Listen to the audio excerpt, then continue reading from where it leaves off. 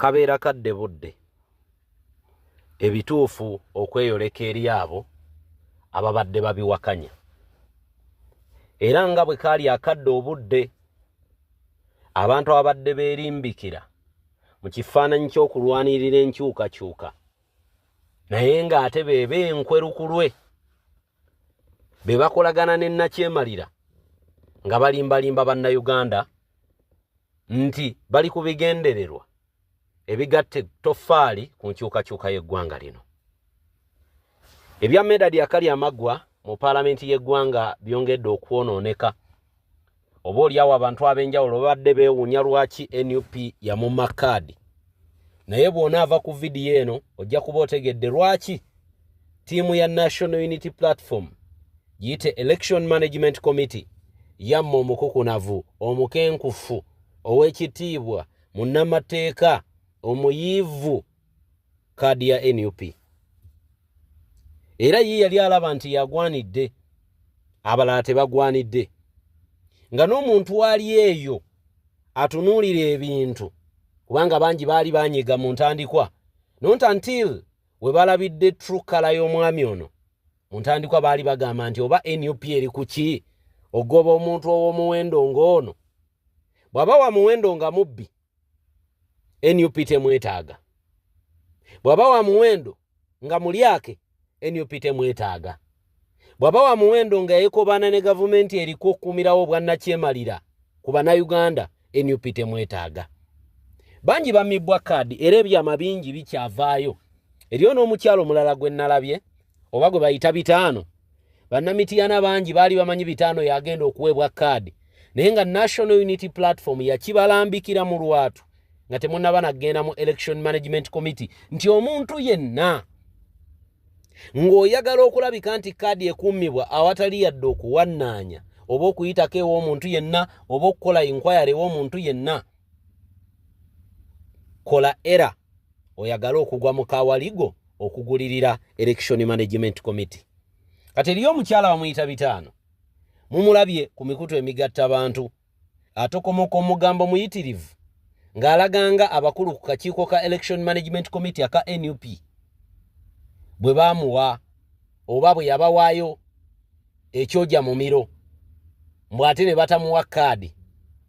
Omanye ebintu byaffe ebya revolution eno gye tulimu birina kubeera factual.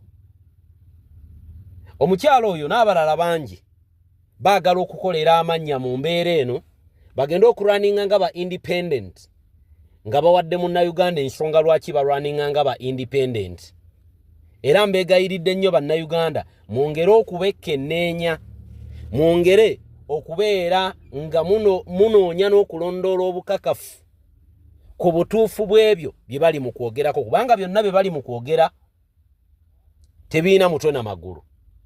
Ye ate baaliyogedde ki mukadde nga kano nga bayaayaana lwakiri nabo okubanga bejjeerera? Baaliyogedde ki mukadde nga kano nga baagala okubaako ebigambo bye balimbiramu bannayuganda okubalaga nti baali bagwanidde okubeera ba flag bearer ba NUP? Ngenda kutandika n'ebigambo ebivudde ewambwate kamwa ku Minority Report. Leero ekibuga Kampala kijjudde amataba.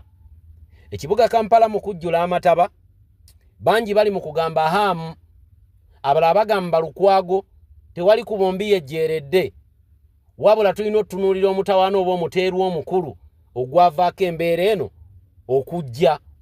Ani yaviirako okuwa hamu Kiggundu omwala? Be bamu ku bantu nno abaali abaffe, be bamu ku bantu abaali abaffe oba abaali beerimbika mu kifaananyi eky'okubeera naffe mu lutabaalo lw'enkyukakyuka. Balidde mu gavumenti eno ate nga bwe beerimbikira mu kifaananyi ky'okkolera abantu ba bulijjo. Gavumenti ne bawa ekyojja mu miro, ne bagaggawala nga bannayuganda bakanya kubalaba nga bafuna, ne beewuunya naye bano abakuuliita n'ebikutiya ne batuuka n'okubanyagululako k'obukadde obuwera 1,000 mu mamotoka gaabwe. Obukadde 1,000 obwe bakuuliita nabwo buli kadde ne batuuka n'okubbibwa, kuba omuntu atambula ne cash owa miliyoni 200,000 nga mubaka wa paalamenti okujjako ng'aba alina ddiru gy'agenda okutula oba ng'agenda kugula ttaka. era omuntu we bamugenderera ne bamanya nti nayinamu ekikumi atambula nakyo ababa bamulondodde babeera bamumanyi nti eva abamu ne cash oyo kati katumala okufuna akatambi ka mbwate kamwa avuddeyo n'ayabya eyali akulembera akakiiko akaali mu Kobane awamu n'ekitongole kya Kampala Capital City Authority okugaba omwala olwalira abantu abafiiriddwe emaali yaabwe eyingira buwumbi na buwumbi actually balina mu trillion oba mmeka I don't know ndabye abantu abafiiriddwe emaali ngeri milioni 5 milioni 2 milioni 150 kati bwogattamu abantu abafiiriddwe emaali yaabwe obuwumbi obwo butabalika buyitirivu katumala ovaako mu katambi kano muntu omu oba akulembera akakiiko yatuuka n'okweka minority report ekiwandiiko ne kitaleetebwa mu paalamenti yadde okubaganyizibwako empawa ne biyitamu nga bwe byali byogeddwako bwe batyo bwe baagaba omwala katubifune enkomewo. Abatulaba mwasuze bulungi muli bulungi munzikirize amannya neyanjule mbwateka Mwagafa MP Gara West era nsooke okwetondera eggwanga kulwa okubalyamu olukwe ffe nga bammemba ba parliament obutayamba bannayuganda. Ensonga gyendeeta olwaleero tukedde ng'ennaku z'omwezi ziri lumu mwezi ogwa Novemba nga bannaffe e Kampala mu downtown bali mu kukaaba amataba gabamazeeko amataba gabalidde ne gabamalawo naye kireese obuzibu ffe bammemba ba parliament ffe twabatunda. Ensonga gyendeeta nze ntuula ku kakiiko kaakosase mu parliament akalondoola ebimu ebitongole bya gavumenti engeri gye bikolamu emirimu. Baatuwa okunoonyereza engeri Hamu gye yafunamu obuyinza obuzimba ku myala nga kakiiko kaffe akakulembera ye mwami Sseggona Medani Lubega. Twakufuba nnyo naye nga Honorable Sseggona ne ttiimu yo abamu nga mukukuta. Twafuba nnyo okubabuuza mutuwe report tuyambe bannayuganda report nga mutulaga muli bize mugikola ne bakiraaka abamu mukukuta nayo kiro nga Hamu amaze obbawo omudidi gwa ssente gwe gubabonyaabonya. Nze njagala kwebaza Honorable Nsibambi ono wa Jalia City, njagala kwebaza Honorable Naluyima ono we Wakiso kubanga twakagezaako tulabe ku report tumanye ebirimu tusobole okuleeta minority report nga tukuba Hamu nga tumanye ekintu kye bakola kya bulabe. Abantu bajja kufiirwa emaali, abantu bajja kubonaabona kubanga abamu nti baagala kusakinyusa President Museveni. Ffe ebimu ebitubonyaabonya okulaba nti gavumenti etukalakatta n'etubonyaabonya ne tugenda okwewandiisa ne batuggyamu ne tubeerawo nga tebakyatwetaaga tubeere mu palamenti, tebakyetaaga tuweereze lwa mazima gaffe nti emitwe gyaffe gitweyimirira. So baganda bange teri muntu eyasinga obbatunda ng'omwana wammwe gwe mumanyi Sseggona ne ttiimu ye. Baagenda ne bakukuta n'ekiripooti ne baganda tetukirabako ne bakireeta mu palamenti kwolwo nga bamaze okuteesa nti ne ku palamenti eyo report tebagisomanga.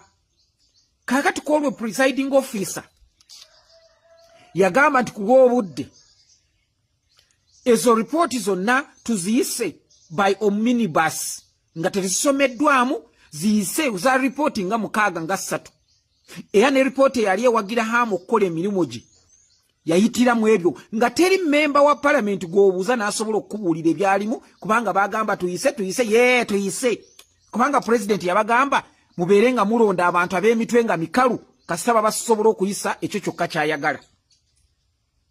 So kakati ba mitwe mikalu bayisa ne bakiwagira nga tebamanyi kye bawagira nga Hamu teyafuna na environmental impact assessment bine byanne mu kakasa ne bamanya nti kino tekisi kya bulabe. Hamu nga physical planning gundi ya KCCA teina bya approving teina bye manyi ekintu ne kiyita bannayuganda kati yennaku gye muli mu kubonaabona mwe abasuubuzi abali downtown. Kaakati njagala bategeeza nti ekibabonyaabonya kyekyo ekintu kyayita nga bamemba bamaze okufuna omudidi gwa ssente era nakwatibwa enyiike n'enkubira Honorable Joel Ssenyonyi n'emugamba Honorable Joel mutukoze bubi opposition ne mutandika okulya ssente ne muyisa report nga tebiriyo n'angamba bitya ne munnyonyole kyabaddewo Sseggona kye yakoze ne ngamba njabba wemula njabba swaza lumu yangamba Honorable bale kumbuulira katulabe kye tusobola okukola era nze kyemmanyi Honorable Joel njagala kwebaza abamu kye mutamanyi Honorable Sseggona kye baagaana okumuweera card ye gundi okuvaayo n'etegeera nti Honorable Sseggona yakwata ku ssente za hamu n'ayisa ekintu ekyo mu ngeri etaategeerekeka. So baganda bange njagala bategeeza nti abantu baalya ssente kyekiri mu kubonyaabonya bannayuganda, kyekiri mu kubonyaabonya mmwe abasuubuzi. N'olwekyo njagala bategeeza nti nze kyensuubira tebaŋŋamba naye kyemmanyi ensonga zange ze nawaayo ze ziyinza okuba zaaviirako Sseggona obutafuna kaadi. Ate baali tebayinza kuvaayo bamukube nga bwe baakuba mpuuga kubanga mwandirowoozezza nti ndowooza bano babakuba buli gwe bakuba ku ludda lwa ssente. N'olwekyo tubonyaabonyeza bannayuganda kyova olaba ffe abamu baatumye kaadi abamu baatulemesezza ne twewandiisa ne batugjamu kubanga ebigambo bye twogera terina gwe bisobola okuwoomera.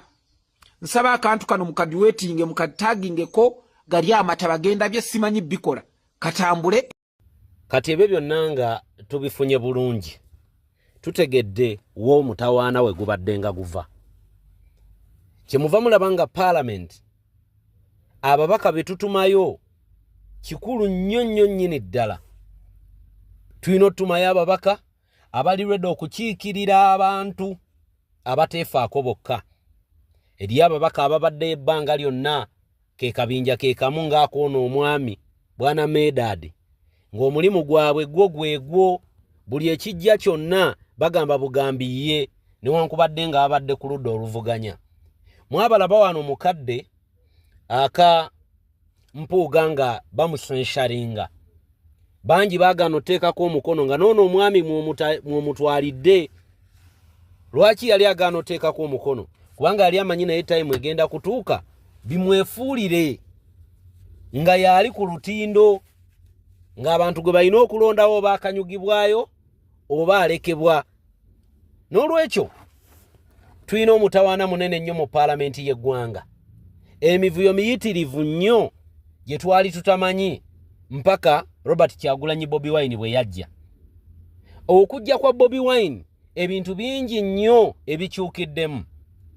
Kyenva nakyogerako ono ne mbagamba nti temulaba nti Mwami Tibahaburwa yandibanga alina obukyayi ku Kyagulanyi. Naye ate abali ku opposition ababadde bakolera Mwami Tibahaburwa Bobi Wine tebeetaaga na kuwulira na linnya lye mu kamwa ka muntu yenna. Bamuyinako obukyayi obutagambika. Era kati nkiwa mutegeera olulandira lwaki bagulirira n'abaana ku mikutu emigatta abantu okuvuma Bobi Wine. Majority kubavujjirira abaana abo bemulaba bali ku internet bemulaba bavoola president baliko ku ludda oluvuganya gavumenti eno naye nga bagikolera. Obukadde n'obukadde obubaweebwa mukama waabwe Generality Bahaburwa bagenda nabo bagabirako abaana abalala obutoletole bakole omulimu ogwo. Tebagukola lwa kwagala kwabwe wabula balina obukyayi ku Bobi Wine kubanga yabajja akawogo mu kamwa. Omugaati gwabwe gwe babadde balya yagubajjako.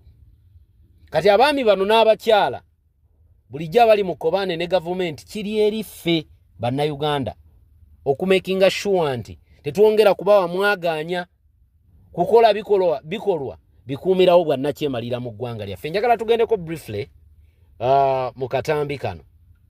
Katugendeko briefly mu katambi kano tufune ebigambo bya muganda waffe ate I think ndyoke nkomewo. Naye program eno temwerabira nti tutambudde ne Sheikh Ashraf omulombi w'edduwa. Munonyeeko ku namba yo eryawo gwe nine embeera muyite etali nnungi. Sheikh Ashraf ajja kulombera edduwa embeera ejja kubeera ng'ate efuuka malidaadi. Katubifune nkomewo. Greetings. I hope everybody is doing okay. Now this is Kuka tugenda kulawo mpuliriza mu katono.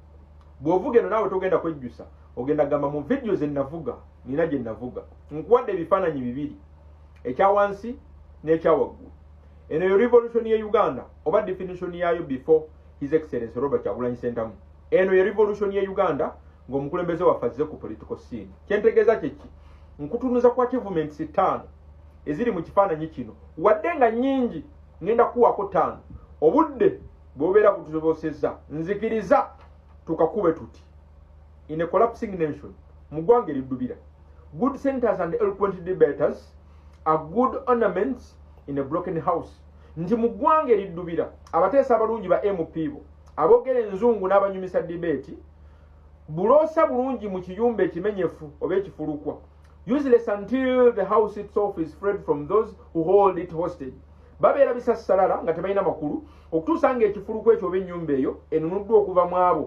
abagiwamba kati mweno video nzikiriza nkulage how Bobi Wine has tactically erased the political folk that once blinded citizens nzikiriza nkulage butyo omukulembeze waffe bwe yajja ekifu ky'ebyobufuzi ku bannansi ekyali kyabaziba amaaso turning Uganda's struggle into a clear people versus dictator battle n'akyusa struggle ye Uganda neba kati ngeri clear ngeri wakati w'abantu n'ennakyemalira abanyigirizibwa n'abanyigiriza tukatandise bwe tuti esooka mu kifaananyi kino kyogera unmasking the shadows of pretend opposition nti okujjako okolo n'ebisiikirize byabo abali beefuula nti ba opposition for years emyaka egiweze Uganda's politics was like a stage play ebyobufuzi b'e Uganda ne revolution byalinga byakuzannya opposition figures debated loudly bano boolaba mu kifaananyi ekya wansi badebatinganga n'amulowooza agali waggulu but dined quietly with the regime nga batugenda ne batuula ne regime mu kyama Bobi Wine bwe yajja ono gwolaba mu kifaananyi ekyokubiri Bobi Wine disrupted the comfort zone ono gwolaba ya disrupting a comfort zone his role okubogola kwe unapologetic energy exposed the difference between performers of resistance and true liberators okujja kwono ku siini ngamba gola mu kifaananyi ekyawaggulu kwe kwalabisa era kwe kwateekawo enjawulo wakati wa abali mu performance abali mu kuzannya n'abo abali ku resistance oba abaze okununula Uganda ebyaddala in doing so he stripped the system of its camouflage yalaga system bwe yeefuula nga nawolovu revealing that what many called multi-party democracy was just one man wearing many political colors nti ono omwami gola mu kifaananyi ekyawaggulu ebimu ku ebyo byakoze kwe kujjayo gali amazima amakusike nti abantu tebayitanga multi-party democracy nti democracy w'ebibiina ebingi kitegeeza oba bbanga lyonna kibadde musajja omu ng'ayambadde kkala z'ebibiina ez'enjawulo nkututte ku nnamba ey'okubiri replacing intellectual eloquence with people's language nti yakyusa oba ya replacinga aba bayogeranga ennimi ne bawoomesa grammar na revolution n'agiteekamu olulimi lw'abantu where others used polished grammars bano bakozesanga oluzungu zikwidita dikuropu bano bannaffe abalina ebisige Bobi Wine used the language of the pain and hunger nti ono gola mu sikulini mu kifaananyi ekyawaggulu yakozesa lulimi lwa kulumwa na njala the dialect of the street yakozesa akatabo ka street the ghetto akatabo ka ghetto and the market woman n'akozesa n'omukyalo yali mu katale this shifted power from debates from hotels nti kino kyakyusa debates okuva mu hotel bannaffe gye bagendanga okunywa bukyayi to conversations in border states and villages nti emboozi n'azijja eno bannaffe bamawo gye bagendanga okuteeseza mu hoteri n'aziza ku border states n'aziza mu butale n'embyalo in a collapsing nation wano Bobi Wine we yakitegerera nti mu ggwanga eriri mu kubbira speakers alone are powerless nti okwogera oluzungu n'owoomesa tebiyina makulu Bobi Wine made the message emotional message y'enkyukakyuka yagifuula nti ffenna tukwatako not academic nga tekiri ku bitabo and through that okuyita mu ekyo he made people see bw'atyo bwe yatuzibula amaaso nkututte ku nnamba ey'okusatu breaking the spell of hopelessness ng'amenyawo kiri ekikwa n'olujegere olw'obutaba na ssuubi the regime greatest weapon wasn't the army nti ekyokulwanyisa eky'amaanyi ekya regime ekya Museveni kye yalina tegabadde magye gokka it was people's belief that nothing can change wabula enzikiriza y'abantu tewali byali bisobola kuddamu kukyusibwa Bobi Wine shattered that myth by turning fear into fuel. Nti Bobi Wine kasayajja ku political scene ngambe ekifaananyi kino ekyokubiri olugero olwo oba ekibozibozi kye batambuzanga nti ebintu ebisobola kukyuka yazzaamu abantu essuubi ng'akola atya ng'akyusa okutya kwabwe ng'akufuula amafuta kyekino kyolaba kyenkola. Every arrest buli muntu abadde akwatibwa ku regimu y'omwami ono. Every tear gas cloud became a summon of defiance. Nti yakwata ebintu byonna Museveni bye yali akozesa okusiga entiisa mu bantu, okusiga entiisa mu bantu, n'abimukyusiza ate n'ebibeera nga bimulabisa. No wonder mu kaseera kano tuli mu campaign bye yakozesanga ku Dr. Kizza Besigye tasobola kubyapulayinga kw'ono omwami lwa nsonga game yagitwistinga. He redefined politics bw'atyo bwe yaddamu n'adefininga politics from something distant to something deeply personal, a daily struggle for dignity. Nti yakyusa ebyobufuzi yabikyusa atya? Yakyusa ffe abaali babiraba obulabi ba spectators n'atufuula abazannyi. Kitwale nti kino kisaawe revolution gye tuli mu kisaawe abasinga kapiira twali tulaba kalabe. Omwami ono bwe yajja ku political scene yatugamba akapiira kano ke mulabira ebbali abazannyi 11 bonna ba Museveni mufuke bazannyi mwewangulire. Kyekino nno kyolaba kyenkola. Ekyokuna exposing collaborations and co-options ng'alabisa abakolagananga ne Museveni n'abo be yakozesanga by simply existing as a genuine threat. Ye just okubaawo nti ye musajja abadde genuine naze nti ali genuine mu revolution. Bobi Wine forced every opposition figure to reveal their true allegiance. Nti akase buli muntu abadde agamba nti ali ku opposition okugjayo kalaze entuufu. Those who were secretly tied to the dictators feeding hand began to panic. Nti abadde basurvivingira ku mukono gwa Nakyemalira ogubawo ekyokulya bo batandikirawo kankana empale.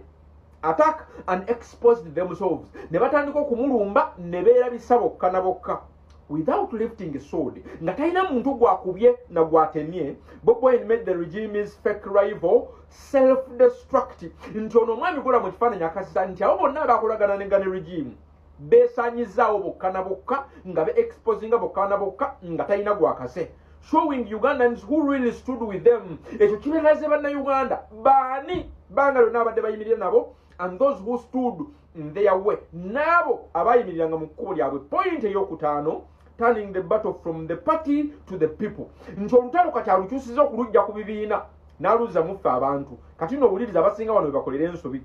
The ultimate clarity Bobi Wine brought in this. Nti ekisinga okuba ekikulu Bobi Wine kyaleeta mu bino. Uganda's crisis as of now is no longer about NUP versus NRM. Nti ekizibu Uganda kyerimu obudde nti kyali ku NUP versus NRM. Nti oba opposition versus government. Nedda. It's now the oppressed versus the oppressor. Nti obudde buno tutunuulira oyo abanyigirizibwa n'oyo abanyigiriza. The citizens versus the system. Nti kachiri kufe banansi versus the system. By removing the fog of pretenders, ngajjawo ekyo ekifu ky'abeefuulanga nti bali ku opposition, and the noise of empty politicians, nekkerere waabo bannabyabufuzi abali empty mu mitwe ba Muhammad Nsereko. Bobi Wine has redefined the struggle as a direct confrontation between the people and Museveni's dictatorship, naked truth against armed lies. Nti ngajjawo abo beefuulanga nti bali naffe wakati ngajjawo kerere waabo bannabyabufuzi abali empute. Omukulembeze waffe His Excellency Robert Kyagulanyi Ssentamu bw'atyo we yali defining a struggle n'agifuula nti kati ffe kennyini ffe abalwana ne regimu eriwo ge mazima amakusike ge bataagala kugamba. Mu summary, Bobi Wine didn't just fight the dictator. Ono gwola mu kifaananyi ekya waggulu talwanyisiza bulwanyisa Nakyemalira. He cleared the mirror that made Ugandans fight their reflections instead of their captor.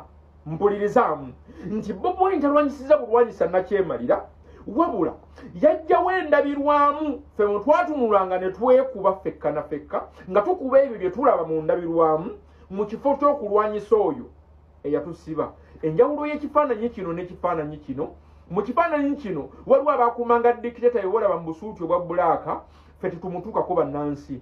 Mu kifaananyi kino waliwo asoose n'ajjawo olufu olwo olw'aba elite nti obudde buno kiri wakati we naffe abanyigiriza okutwala General Museveni emisinde.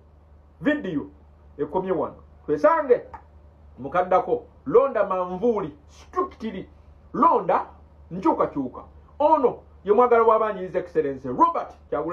Kati nchiwa mutegeera lwaki abantu bali bateeka embeera ku loop era na lwaki loop tatuula mu kakiiko k'abaami abo akaba commissioner ate nga ye yali badde omutwe omukulu ku commission.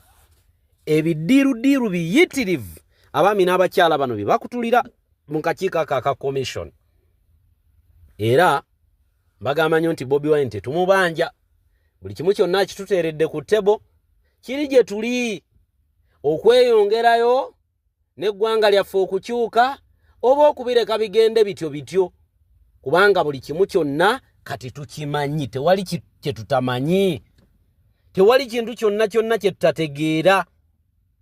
Bannayuganda tuli mu budde obutuufu obw'okulonda. Mbakunga mwenna okulonda Robert Kyagulanyi Bobi Wine ku lw'enkyukakyuka mu ggwanga lino. Katugende mu vidiyo eno tufundikire programu yaffe yakadde kano tuddingane. Ene ya leero ngitadde leeti naye nga nkimanyi tusobola okukikola ne muntambulizaako ku eno vidiyo eno saagala sigenda sina kye ngenda basomesa, sina information gye ngenda kubawa naye mbadde mbasaba bannayuganda mwena ba appreciating a national unity platform n'emirimu gyekoze munyambe mugintambulizeeko at least vidiyo eno etuuke ku bantu abana oba abataano abali ku secretariat ya national unity platform. Ekigira okuli president, okuli secretary general, okuli Council Katana, okuli Honorable Joel Senyonyi, Mama Lina Zedriga, our Vice President wa Western Uganda, wa Buganda, no wa Eastern Region. Ebantukeko. Okitegera. Tetulina kye tusobola kubawa. Fenaffe nga bannayuganda tumenyeka emitima. Buli tulaba ba feded politicians, aba feding abamaze ebbanga nga babba ku bannayuganda future yaabwe olwokubanga bali mu ngalo za dictator. Abamaze ebbanga emyaka 25 nga basiriwaza bannayuganda okutusiba ekikookolo okutulaga nti ddala bye kutunula bye baliko.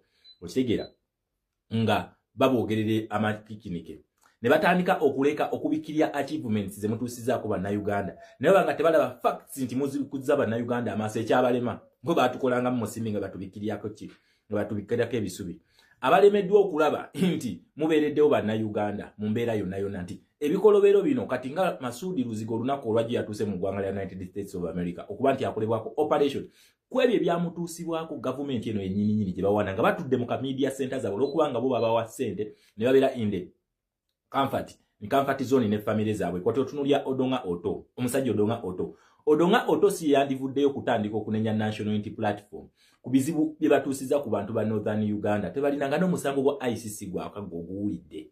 Okigira neno ova n'otandika kibuleminga ku national unity kyoga national unity platform yatta abantu ba Northern Uganda. Odonga Otto okigira Odonga Otto yita political scientist kati oba science gwe yasoma ba science ki kwanza entunuli y'omusajja ono ng'ayogera n'olabira ddala nga totally zero reasoning capacity zero amagezi zero nga talina. Okigira nenga atudde mu comfort area atudde bwati a challenging secretary general ow'ekibiina ekiranaweza na myaka 10 mu political scene n'alema okubuleminga amaze emyaka 25 nga basiriwaza bannayuganda n'alema okubuleminga status quo bannayuganda gye tutambulira mu lunaku olwaliro amazzi gayingiridde abasuubuzi naye nga lwaki nti ne onalebo bali mwezi atanatula na kubwa Kampala engineer yabagamba omwalo gwe mugenda okuzimba gugenda kuleetera abazi after abasuubuzi nga bafiiriddwa sente zaabwe Amesi Kigundu mu cultural leaders musimanyi religious leaders simanyi archbishop simanyi owawa nga olese n'oleeta ne bana ba KCCA webavuyiriddeyo ne batuula ne bagamba mbu simanyi abantu kakati Amesi Kigundu ayimirize project naye nga babagambirawo from day one temukuzimba mwalo kati abantu bafiiriddwa billions and billions of money mu Amesi Kigundu agamba kakati nyimirize omwala guno bampadde advice kaninde nenga ali akimanyi kyasobola okukikola abantu ne batagwa mu bibizi tebasobola kugera ku ebyo tebabyogera ku byo tebabiraba wabula okunenyanga national unity platform fe tubagamba akazitoke babataddeko nga bannayuganda awo just kabinja k'abatono tebalina na representinga abafunye gundi chance okutula mu studio za nakyemalira okuyisa webyo bannayuganda millions ne millions ife tuyimiridde mabega gamwe and we are ready okustanding in for anything kyemutugamba we are ready nkidamu we the oppressed Uganda and the common people abatalina kye balya abatalina kye bafunama abakubiddwa abafiiriddwa amasomero abafiiriddwa ettaka lyabwe abafiiriddwa buli kimu. We appreciate your efforts temubeera taken up by those fools wemubeera nga abasirwa babafunziza bwe bati muka studio just look back and see the Ugandans who are yearning for change just see the crying Ugandans Sekuitale jeno nga tebannakufunza nnyo ng'otunulidde abasiru bokka bokka bawadde pano bwe bati babeeko kye boogera ku lwali gimu eno. Njagala otunule miliyoni z'Abannayuganda ezibeera ku trail ya president abo baddala. These are the Ugandans you are representing, not just those fools who are challenging you. Those fools njagala baveeyo bakolera leyenkanana ya president bagikole, then wogenda okukakasa nti ffe Bannayuganda we are standing with the National Unity Platform paka last. We shall use the last oxygen that we have okulaba nga tufuna change, because National Unity Platform is representing us, not just those fools. Mushigia kyensaba babasiru wekibanga kisobose musobola n'okuba distancingako. Just look back at the millions of Ugandans bemuyiriddewo omubi. Just look at the youths. Abavubuka ba Uganda twali tuli hopeless nga tetusobola na kwogera bineno nga tetubyogera ne mwajja ne mutu wa college ne mutu wa. That is an achievement.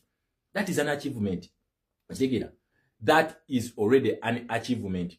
Ate ekitulisibya makomera olokubanga mwatu walo mwatu somesa ekyo odonga oto n'akabinja kabwaka Besigye bane bamaze emyaka 25 mu politics wa Uganda ebyabalema okukola. Mushigira, njagala nga tenanye odonga oto wayogedde ku baana abasiwa olwa National Unity Platform. Lwaki twogera ku Bekasese? Abekasese bamaze emyaka emeka from 2016 nga ne National Unity Platform teriyo bakyali makomera. Njagala twogere Katikkiro obusinga bwa Lwenzululu. Lwaki tomwogerako ye? Kyogamba National Unity Platform naye yamusibya. Okigira twogere ku baana Bekasese abasibwa mu 2016. Kyogamba era nabo National Unity Platform yabasibya. Basajja mwe lwaki temuyina ku magezi odonga oto amagezi gaddawa. Once upon a time bali bakuwana nti oli musajja mugezi. Mwenanga mutula mu kapano ka NBS bali nga bawana nti muyina amagezi basajja mwe nti muli bagezi naye kakati amagezi ago ge baba wananga before our generation leader nga tanajja mwali abajjadde amagezi ago gaddawa kuba kakati fe tubalaba totally muli basiru kiddamu totally muli basiru. You cannot even sit on the panel otandika ku articulating issues, but rather you are a paid fool obongo ne babujjamu bwebuti. Tosobola kulaba status quo, tosobola kulaba system nti yetuletedde ebizibu. Wabula ne mutunuliza nti Secretary General President waffe National Unity Platform yekola bino. Basajja mmwe amagezi gadda wage baba wananga. Mwalinganga ba amagezi ngense batya naye amagezi ago gadda wage baba wananga. Kubanga generation yaffe ekirabidde ddala nti mwenna opposition muli basiru.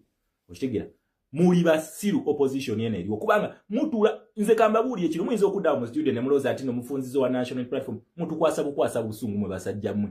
Walai we tubatunulya mu studio twagala kubatta nkiddamu buli we mwogera twagala kubatuga kubanga mwe you don't know what it temumanyi Bannayuganda kiki baliko temukimanyi mmwe because you are paid fools no da mu studio notandika okwogera ekizibu gomanyi nti onafuya naye kubulya we nafuya weka and time is going to come you will pay.